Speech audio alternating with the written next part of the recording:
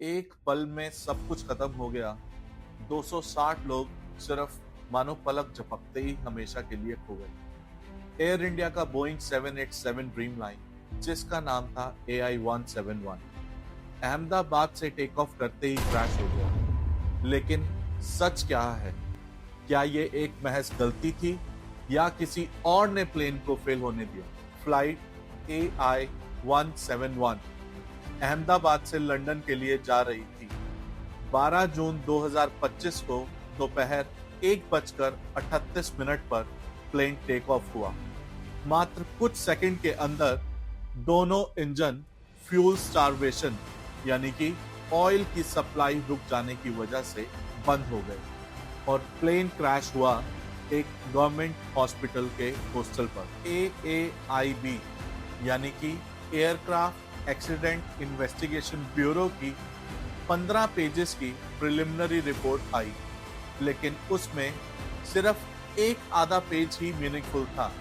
ना तो उस रिपोर्ट पे किसी गवर्नमेंट ऑफिशियल के साइन और ना ही कोई ऑथराइज रिलीज, और वहीं से शुरू हो गया ब्लेम गेम। इस विमान में 2 इंजन थे और दोनों से फ्यूल कट ऑफ हो गया, जिसका की मतलब फ्यूल सप्लाई बंद हो गई। एक और हैरान कर देने वाली बात यह भी है कि कॉकपिट वॉइस रिकॉर्डर के मुताबिक एक पायलट ने दूसरे पायलट से पूछा, "Why did you flip the fuel switches?" जिस पे कि दूसरे पायलट ने जवाब दिया, "I did not so", जिसका की मतलब आपने फ्लिप क्यों किया फ्यूल स्विचेस को, और उस पे कि दूसरे पायलट ने जवाब दिया, "मैंने नहीं किया"।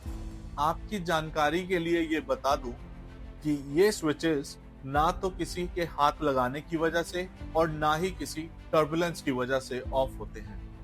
अगर ये स्विचेस ऑफ होते हैं तो सिर्फ किसी इंसान के इंटेंशनली ऑफ किए जाने पे या फिर सिस्टम के ग्लिच होने पे। फॉरेन मीडिया जैसे BBC और रूटर्स मेंटल हेल्थ का अलग अलग एंगल उठा रहे हैं, लेकिन AAIB की रिपोर्ट में ये नहीं बताया गया कि दोनों में से किस पायलट ने स्विच ऑफ की बात कही और किस टाइम कही। ये सेलेक्टिव लीकिंग पायलट्स को विलन बना रही है।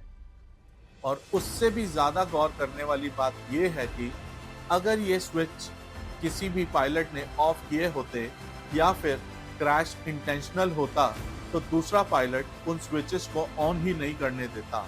इनफैक्ट स्विचेस को ऑन करने की जगह उन दोनों के बीच में कोई झड़प होती। और भी गौर देने वाली बात यह है कि अगर ये क्रैश इंटेंशनल होता तो पायलट ATC यानी कि एयर ट्रैफिक कंट्रोल से कांटेक्ट करके मेडे का सिग्नल क्यों ही देते। कुछ लोगों को ये भी लगता है कि इसमें किसी भी कंपनी की कोई गलती नहीं है और इशारा पायलट्स की तरफ किया जा रहा है। क्या ये सिर्फ इसलिए किया जा रहा है क्योंकि पायलट्स खुद को डिफेंड करने के लिए अब जिंदा ही नहीं है? एक और हैरान कर देने वाली बात कि कुछ टाइम पहले ही बोइंग कंपनी ने भी अपनी एक रिपोर्ट में इन स्विचेस का ऑटो डिसएंगेज होने की प्रॉब्लम को हाईलाइट किया, लेकिन उन्होंने ये मैंडेटरी रिकॉल नहीं किया, बस एक रेकमेंडेड इंस्पेक्शन बोल दिया ताकि पैसा ना लगाना पड़े, और इसको सिर्फ एक एडवाइजरी का नाम दे दिया। लेकिन सवाल ये उठता है कि अगर ये सिर्फ एक रेकमेंडेड इंस्पेक्शन ही थी तो बाकी एयरलाइंस ने अपने इंजीनियर्स को ये स्विचेस टेस्ट करने के लिए स्ट्रिक्ट इंस्ट्रक्शंस क्यों दिए, और वो भी प्रिलिमिनरी रिपोर्ट पब्लिश होने से मात्र कुछ दिन पहले।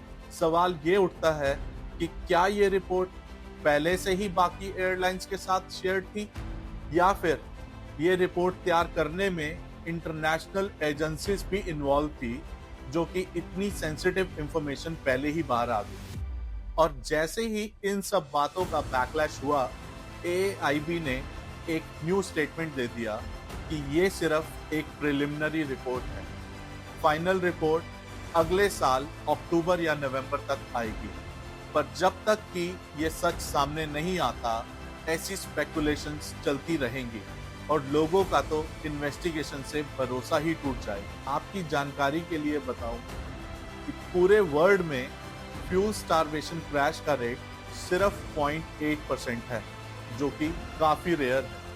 FFA यानी कि फेडरल एविएशन एडमिनिस्ट्रेशन के अकॉर्डिंग बोइंग 787 ड्रीमलाइनर में साल 2015 से लेकर अब तक 1000 से भी ज्यादा टेक्निकल इश्यूज रिपोर्ट हुए हैं और DGCA ने इस रिपोर्ट पर अभी तक पब्लिकली कोई स्ट्रॉन्ग स्टैंड नहीं लिया। ये सिर्फ एक क्रैश नहीं था, ये एक वेकअप कॉल है। अगर गलती पायलट्स की थी तो सच सामने लाया जाए और अगर सिस्टम फेल हुआ तो एयर इंडिया एंड बोइंग को जवाब देना चाहिए। तब तक स्पेकुलेशंस नहीं, सच चाहिए। जब वॉइस रिकॉर्डर रिकवर ही हुआ तो सिर्फ ये 2 लाइन ही क्यों बताई गई? जब तक कि फाइनल रिपोर्ट सामने नहीं आती तो ये सब सवाल हमेशा रहेंगे कि बोइंग की इस एडवाइजरी को इतना सीरियस क्यों नहीं लिया गया। ये रिपोर्ट सिर्फ पायलट्स को ब्लेम करने के लिए या फिर जनता को गुमराह करने के लिए किया जा रहा है? आपको क्या लगता है दोस्तों? नीचे कमेंट्स में लिखकर बताएं। इस वीडियो को अवेयरनेस के लिए ज्यादा से ज्यादा शेयर करें एंड रूट्स टू रील को सब्सक्राइब करें।